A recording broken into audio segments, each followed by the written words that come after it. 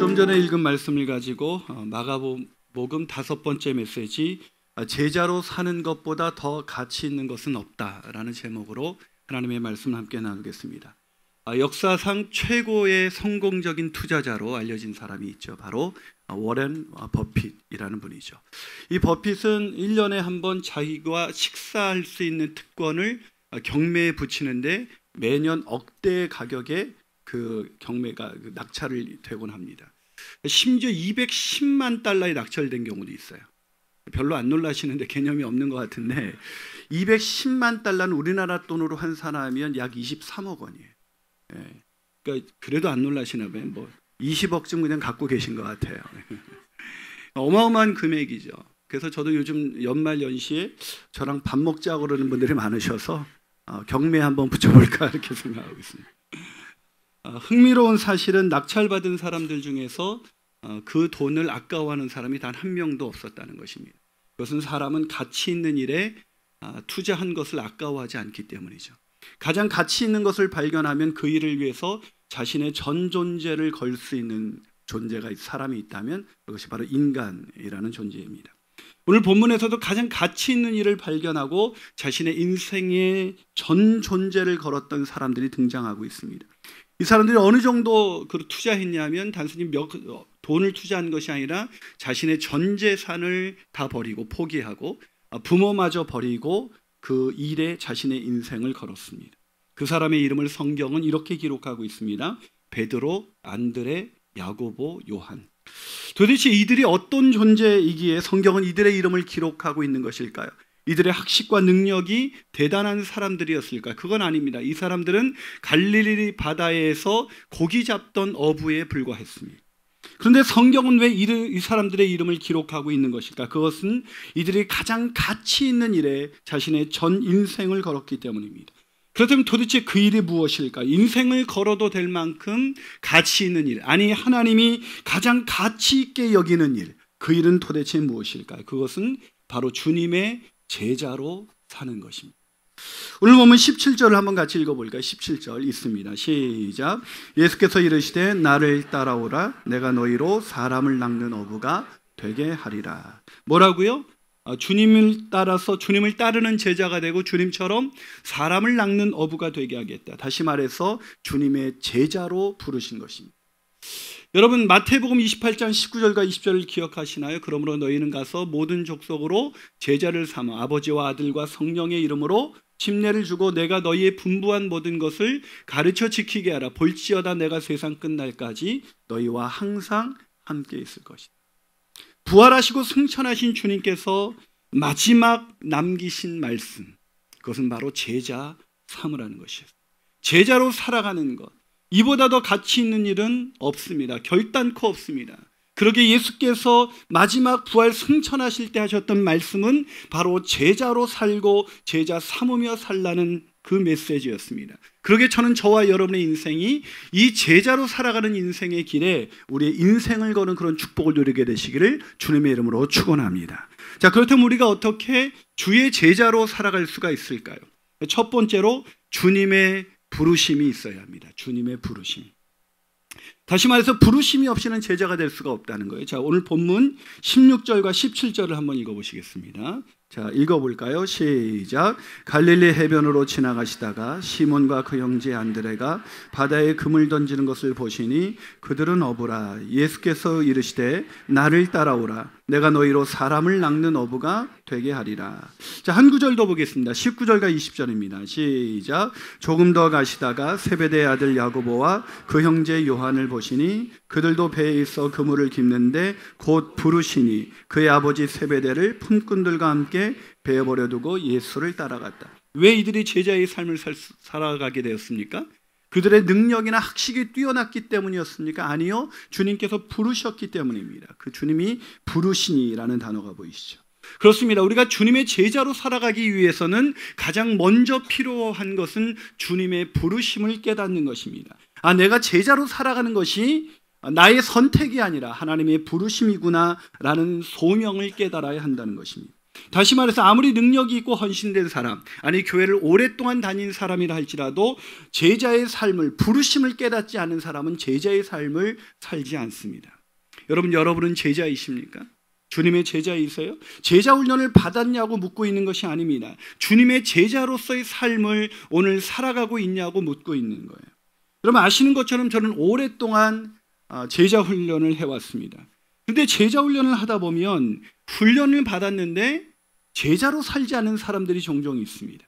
삶 속에서 주님의 제자도가 보이지 않습니다. 말씀과 기도를 통해서 주님을 닮아가고자 하지 않습니다. 사람을 낚는 일, 영혼 구원하는 일에는 관심이 없고 여전히 세상에서 고기 잡는 일에 관심이 있습니다. 그것은 왜 그럴까요? 그것은 훈련을 받았지만 나를 부르신 주님의 부르심을 깨닫지 못한 채 훈련을 받았기 때문입니다. 다시 말해서 주님의 부르심, 이게 소명이다라는 것을 깨닫지 못한 사람은 훈련을 받아도 주님의 제자도의 길을 걸어가지는 못한다는 것입니다. 지난주 시애틀에서 장애인 사역을 오랫동안 하시는 시애틀 미랄 선교단 단장이신 장영준 목사님을 만나 식사를 하게 됐습니다. 제가 예전에 미국 살 때 시애틀이라는 도시는 굉장히 스산한 도시였기 때문에 제가 이렇게 질문했어요. 목사님, 왜 하필이면 시애틀이에요? 라고 물었어요. 왜냐하면 시애틀은 살만한 도시가 아니에요. 거기는 1년의 반이 우기입니다. 다시 말해서 늘 우울한 도시예요. 그래서 우울증에 걸리는 사람이 그렇게 많고 자살률 최고입니다. 전 세계. 게다가 이 도시는 동성애를 제일 먼저 합법화시킨 도시예요. 거기서 아이들을 키우려면 공교육에 보내버리면 아이들은 거기서 동성애는 합법적이다, 그건 이상한 게 아니다라고 배움을 받습니다. 거기는 마약도 합법화됐습니다. 마약하는 게 죄가 되지 않습니다. 총기를 겉에 이렇게 보이면서 다녀도 상관이 없어요. 거기에 가면 장윤주 목사님이 그런 얘기를 해요. 그 무슨 얘기냐면 거기서 갔을 때 차에 이렇게 정지하게 돼서 옆 사람과 마주쳤을 때 눈을 계속 쳐다보지 말라는 얘기를 처음 듣는다고 합니다. 왜냐하면 쳐다보는 순간 총기가 날아가요. 그런 살벌한 도시예요. 그런 도시에서 왜 가셨습니까? 라는 질문을 던지자 목사님이 저에게 이렇게 말씀하셨어요. 목회자들이 그래서 안 온대요. 버티지 못한답니다. 1년 버틴 목사님이 제일 많이 버텼는데 장 목사님이 11년째 거기서 사역을 해요. 왜 도대체 그렇게 하시죠? 그래서 장 목사님이 말씀하십니다. 목사님 저라고 해서 이곳을 떠나려고 생각하지 않았겠습니까? 수도 없이 생각했습니다. 영적으로 눌림이 있습니다.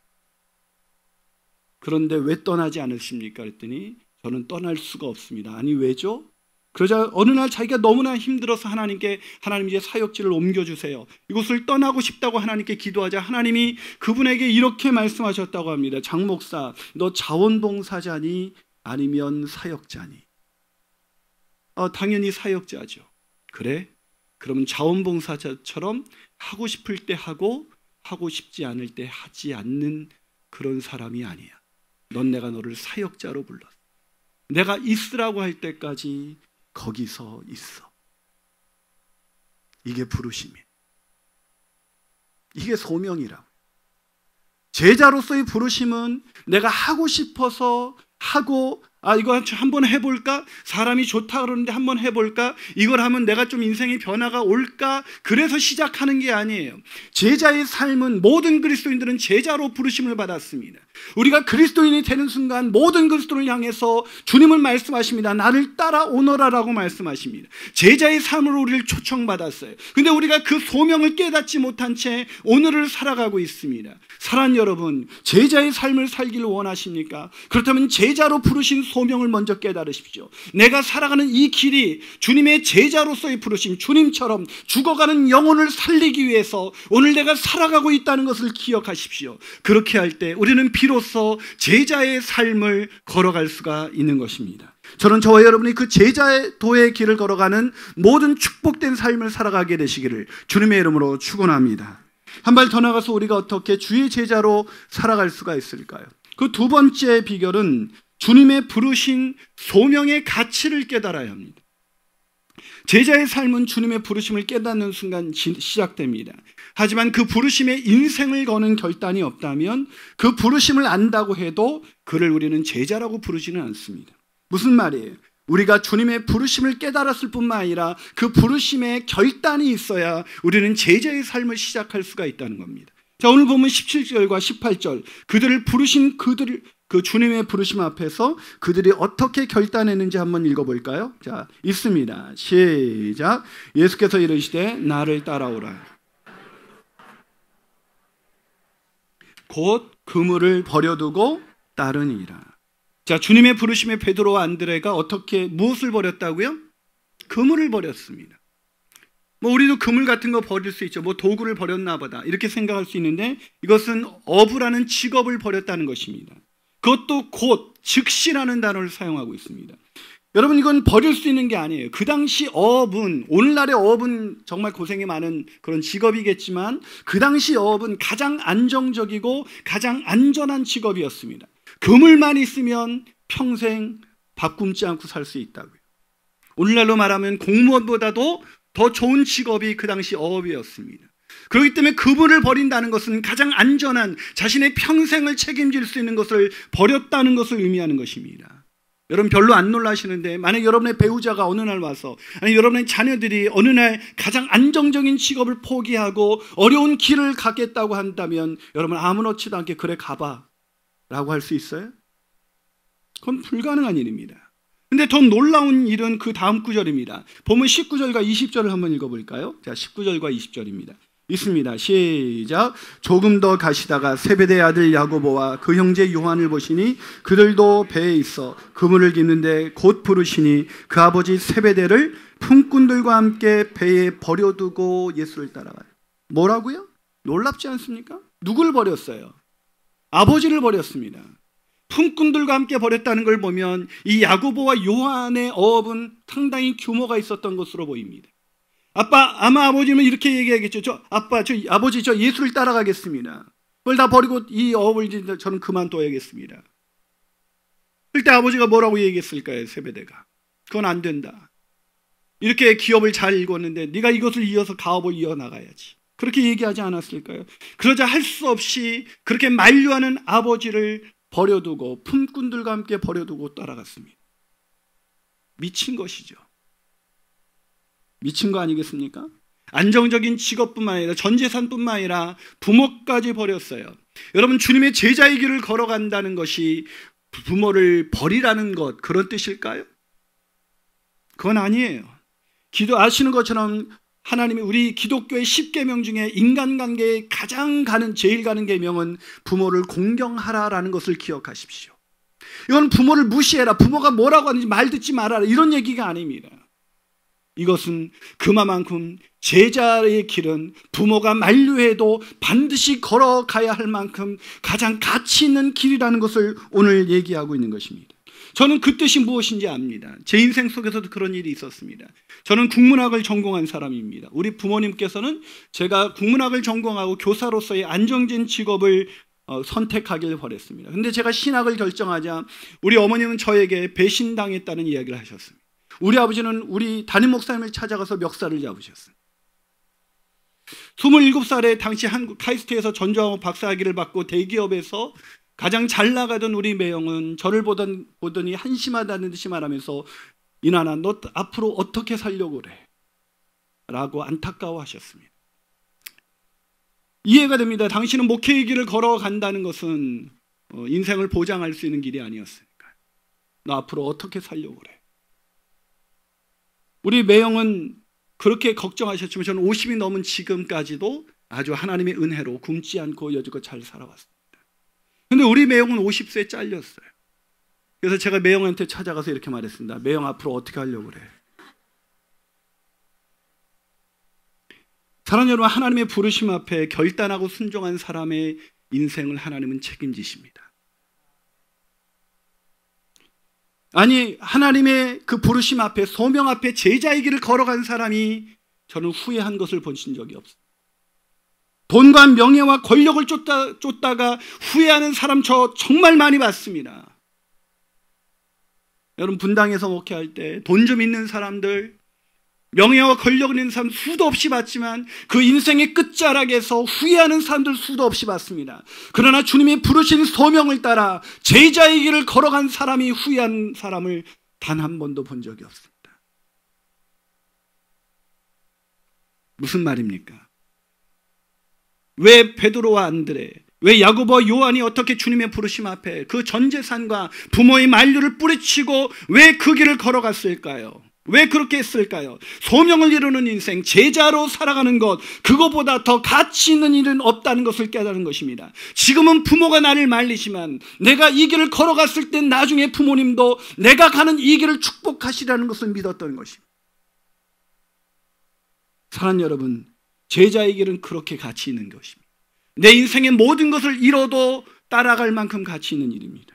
사랑하는 여러분, 그런데 왜 우리는 우리 모든 그리스도인을 제자로 부르신 이 부르심 앞에 응답하지 못하는 것일까요? 왜 제자의 길을 뒤로하고 우리는 다른 세상의 길을 걷고 있는 것일까요? 사람을 낚는 제자가 아니라 왜 고기를 낚는 인생으로 오늘 우리의 인생을 그렇게 허비하고 있는 것일까요? 그것은 제자로 부르신 삶의 이 가치를 깨닫지 못했기 때문인 것입니다.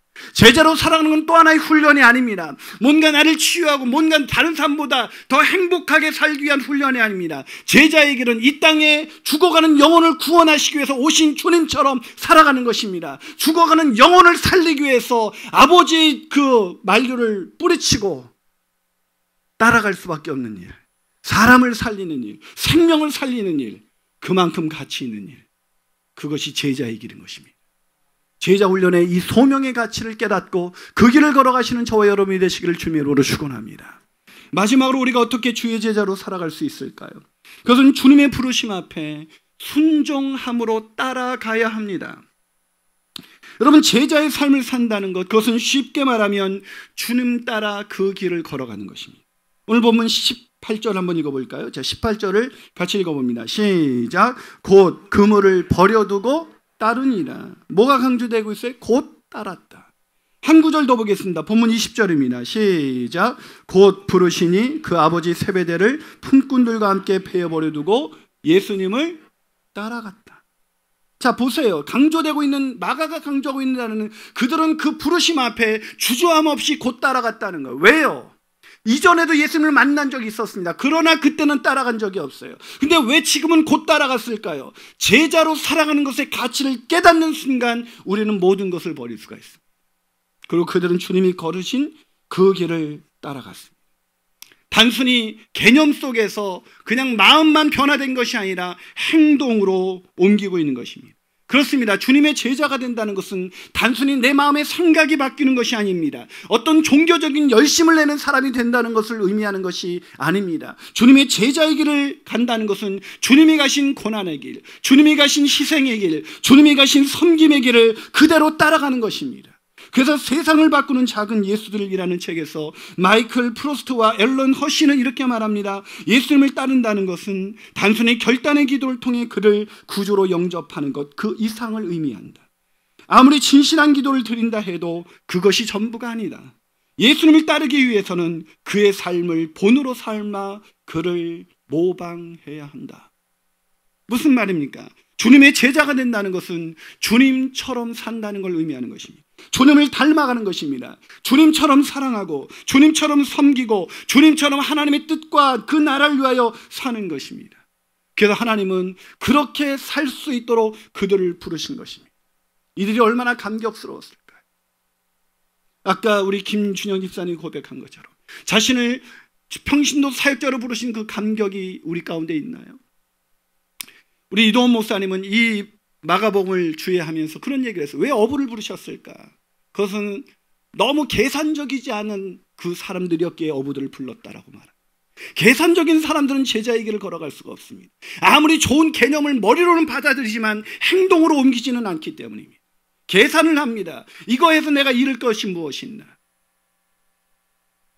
그래서 하나님이 부르신 사람들은 늘 세상에서 밀어나고 어리석고 그렇게 문벌 좋은 자가 많지 않습니다. 그래서 사도 바울은 고린도전서에서 말합니다. 우리의 부르심을 봐라. 우리 중에 세상적으로 육체를 따라 지혜 있는 자가 많지 않고 문벌 좋은 자가 많지 않다. 하나님께서는 미련한 자를 택하사 지혜 있는 자들을 부끄럽게 하시고 약한 자를 택하사 강한 자를 부끄럽게 하셨다. 사랑하는 여러분, 하나님의 나라의 그 확장은 세상에서 잘 나가는 사람들이 아니라 세상에서는 밀어나고 가진 것도 없고 초라하고 정말 별것 아닌 사람이지만 자신의 인생을 걸만한 그 일을 발견하고 그 일에 주저없이 순종함으로 길을 걸어가는 사람, 그 사람을 통해서 하나님의 나라를 확장하고 죽어가는 영혼들을 하나님은 구원하시는 것입니다. 이들은 그렇게 주님의 길을 따라갔습니다. 그러나 이들이 그렇게 결심하고 따라갔지만 이들은 얼마 가지 못해서 더 이상 주님을 따라가지는 못했습니다. 왜냐고요? 주님이 십자가 앞까지 가셨기 때문에. 주님께서 기적을 행하실 때 그들은 따라갈 수 있었습니다. 주님께서 능력을 행하실 때 그들은 따라갈 수 있었습니다. 그러나 주님이 마침내 우리를 구원하시기 위해서 십자가 앞에 서셨을 때 그들은 그 길을 더 갈 수가 없었습니다. 그들은 도망치기 시작했습니다. 주님을 3번이나 주와 함께 죽을지언정 주님을 부인하지 않겠다던 베드로는 주님을 3번이나 부인하고 그 길에서 돌아서서 제자의 길을 포기했습니다. 그러나 그들을 제자로 부르신 주님은 그들을 그대로 포기하지 않으셨습니다. 다시 주님의 길을 걷다가 포기하고 되돌아간 그들, 그래서 갈릴리 바다에서 고기 잡는 그들의 현장으로 다시 찾아가서 그들에게 이렇게 말씀하셨습니다. 얘들아, 너희들에게 고기가 있느냐? 대답하되 없나이다. 주님이 말씀하셨습니다. 배 오른편에 금을 던지라. 그리하면 잡으리라. 순간 제자들은 이 장면을 언젠간 느껴본 적이 있었습니다. 자기들이 세상에서 무의미하게 하루하루 그냥 돈 벌기 위해서 맹목적으로 살아가고 있을 때 오셔서 내가 너희로 사람 낚는 어부가 되게 하리라고 말씀하셨던 그 주님의 음성이 기억났을 것입니다. 순간 그들은 깨달았죠. 주님이시구나. 그렇습니다. 실패자, 배반자, 더 이상 제자의 길에서 떠났던 그들을 주님은 다시 찾아오셔서 실패한 인생으로 전락한 그들을 다시 제자로 부르신 것입니다. 그러면서 주님은 말씀하셨습니다. 네가 나를 사랑하지 않느냐? 네가 나를 사랑하지 않느냐? 그러면 내 어린 양을 먹이라. 다시 사람 낚는 어부, 고기 잡는 인생이 아니라 한번 있다가 사라지는 그 인생의 고기가 아니라 영원히 죽지 않은 생명보다 귀한 그 영혼들을 구원하는 그 인생으로 다시 부르신 것입니다. 사랑하는 여러분, 그리고 주님께서는 2017년 12월 3일 오늘 주님은 실패한 우리, 주님의 제자의 길을 깨닫지 못하고 돌아가서 고기 잡는 인생으로 전락한 우리를 오늘 다시 찾아오셔서 우리에게 이렇게 말합니다. 고기 잡는 인생이 아니라 사람 낚는 인생으로 내가 너희를 다시 부른다고. 그 부르심 앞에 우리가 오늘 순종함으로 오늘 그 길을 따라 갈 수 있다면 우리는 얼마나 가치 있는 인생 살아갈 수 있을까요? 인생의 끝자락에서 우리는 결코 후회하지 않고 주님을 따라 십자가의 길을 걸어간 것, 그 십자가의 길 끝에서 우리를 다시 부활의 영광 가운데 인도하시는 하나님의 놀라운 영광을 볼 수가 있을 것입니다. 그러기에 세상에서 가장 가치 있는 일은 주님의 제자가 되는 것입니다. 평생 그 길을 따라가신 분 중에 우리가 매우 잘 아는 분이 계십니다. 그건 바로 제자훈련에 평생을 바쳤던 옥하는 목사님이시죠. 그분이 천국에 가시는 날 하관 예배를 드리기 전 이상하게도 유가족들이 고인의 영정사진을 들고 유족 김용순 사모님과 세 아들이 나란히 서서 기념 촬영을 했습니다. 영정사진을 들고 가족사진을 찍은 것이죠. 이게 이해가 되지 않아서 수근수근거리는 사람들의 표정을 보고 차남 옥승훈 씨가 이렇게 말했습니다.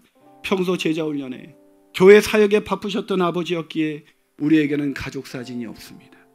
이제 아버지 사진으로 가족사진을 찍으려 하는 것입니다. 그런 저희들을 이해해 주시기 바랍니다. 이게 이해가 되세요? 저는 이해가 이제 됩니다. 저도 처음엔 이해할 수가 없었습니다. 아무리 목회자라도 그렇지 그렇게 사는 것은 아니지. 근데 이해가 됩니다. 옥하는 목사님은 죽어가는 영혼들, 그 영혼들을 위해서 자기를 제자로 부르신 그 부르심 앞에서 아무리 사랑하는 아내라도 사랑하는 자식이라도 그를 뒤로 하고 먼저 사람을 살리는 그 일에 자신의 인생을 걸 수밖에 없었던 거죠. 우리가 지나가다가 죽어가는 사람을 만났다면, 아버지가 그 길을 가지 말라고 우리를 만류하신다면 그 아버지 말을 듣고 사람 살리는 것을 중단할 사람은 없을 것입니다. 제자의 길은 그런 것입니다. 부모를 버리고 무시하라는 얘기가 아닙니다. 부모가 그 인생의 가치를 깨닫지 못하고 제자의 길을 가치를 깨닫지 못하고 우리를 만류할 때 세상 모두가 만류하더라도 우리가 반드시 걸어야 하는 길, 그 길이 바로 제자로서의 길이라는 것입니다. 주님께서 우리를 위하여 그 길을 먼저 걸으신 것처럼 우리도 그 길을 따라가는 것, 그것보다 더 가치 있는 일은 세상에 존재하지 않습니다. 단연코 존재하지 않습니다. 그렇다면 우리에게 남은 마지막 질문은 이것입니다. 나는 오늘 고기 잡는 인생인가 사람 낳는 인생인가? 무엇을 따라가고 계십니까? 기도하시겠습니다.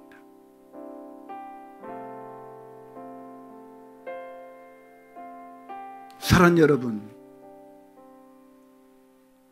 인생의 가장 가치 있는 일이라면 대가를 지불하는 것을 아까워하지 않는 것이 바로 인간입니다. 세상은 돈이 가장 가치 있다고 말합니다. 그래서 돈을 위해서 살아가지요. 그러나 돈을 위해서 살다가 인생의 죽음의 끝자락에서 허무와 절망을 느끼는 사람은 저는 수도 없이 봤습니다. 그러나 모든 것을 다 버리고 주님이 부르신 이 소명을 따라 제자로 살아가는 이 길을 걸어간 사람이 후회하는 것을 저는 단 한 번도 본 적이 없습니다.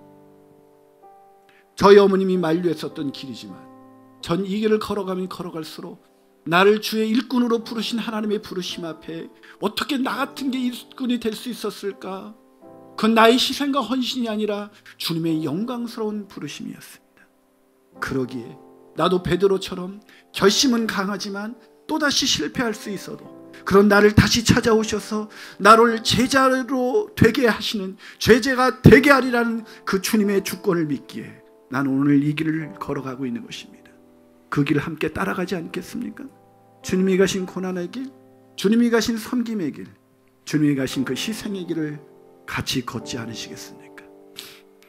오늘 이 말씀 속에서 주님의 음성을 듣기를 원합니다. 오늘 다시 갈릴리 디바라 바다를 찾아오신 주님이 오늘 여러분의 마음을 분명히 두드리고 계실 것입니다.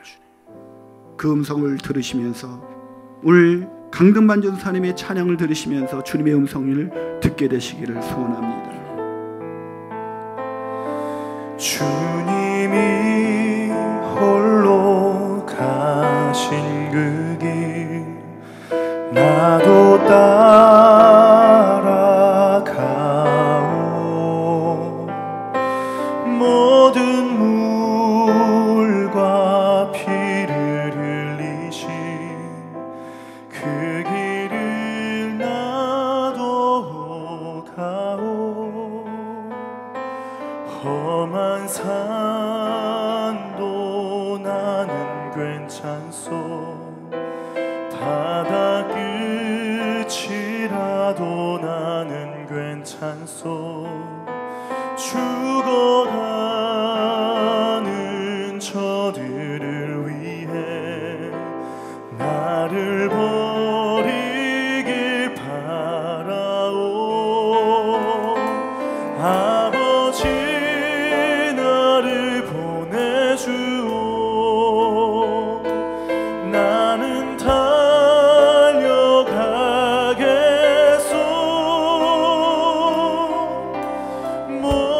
목숨도 아끼지 않겠소. 나를 보내주오. 우리 다 함께 찬양하시겠습니다. 주님이 홀로 주님이 홀로 가신 그 길 나도 따라가오.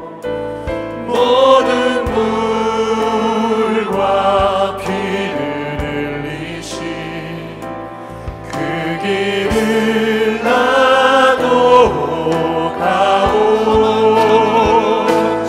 험한 산도 나는 괜찮소. 바다 끝이라도 나는 괜찮소. 죽어가는 저들을 위해 나를 버리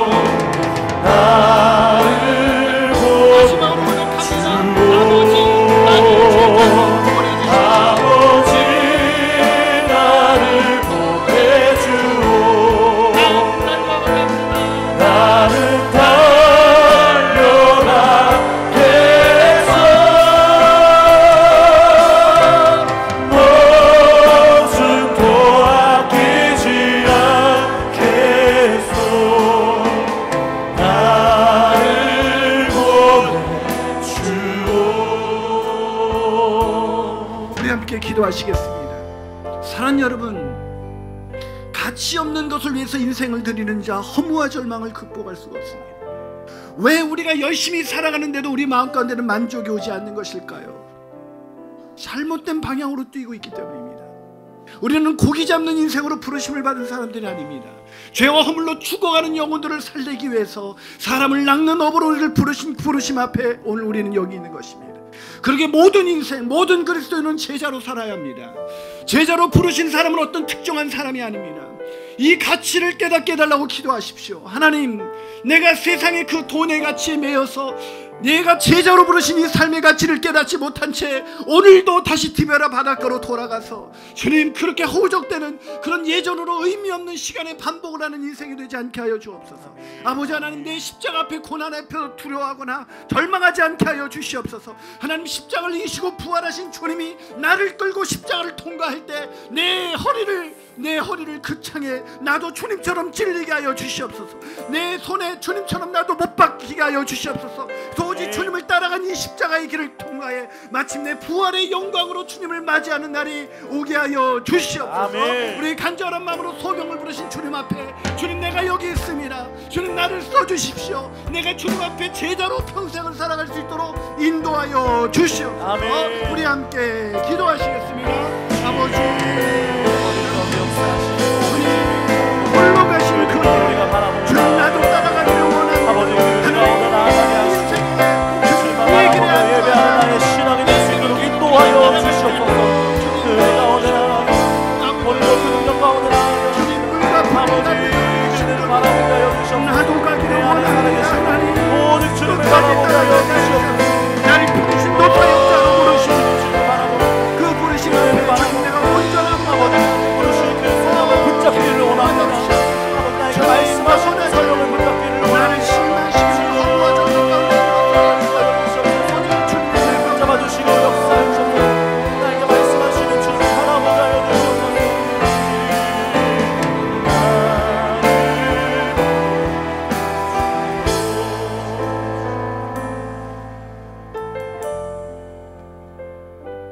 사랑하는 여러분, 열심히 살아도 우리 마음 가운데 만족이 없는 것은 돈이 없어서가 아니에요. 잘못 가고 있기 때문에. 그 길로 걸어가는 것은 우리의 목숨을 걸 만한 길이 아니에요. 돈은 인간이 만든 겁니다. 인간이 만든 걸 위해서 목숨을 거는 어리석은 사람이 어디 있어요? 제자의 길은 모든 그리스도인의 부르심입니다. 하나님, 내가 주저하지 않고 이것을 버릴 수 있도록 이 부르심의 가치를 깨닫게 하여 주옵소서. 그래서 세상에서 내가 물질이 부유하든 가난하든, 내가 건강하든 건강하지 않든 개의치 않게 하시고, 나같이 미련한 사람, 나같이 어리석은 사람, 나같이 약한 사람, 고난 앞에서 주저하고 실패한 자를 부르셔서 제자로 만드신 주님의 은혜 속에 있게 하여 주시옵소서. 그래서 나를 통해 이 땅에 생명을 살리는 그 일을 하나님 행하여 주시옵소서. 이 모든 것 예수 그리스도의 이름으로 축복하며 간절히 기도합니다.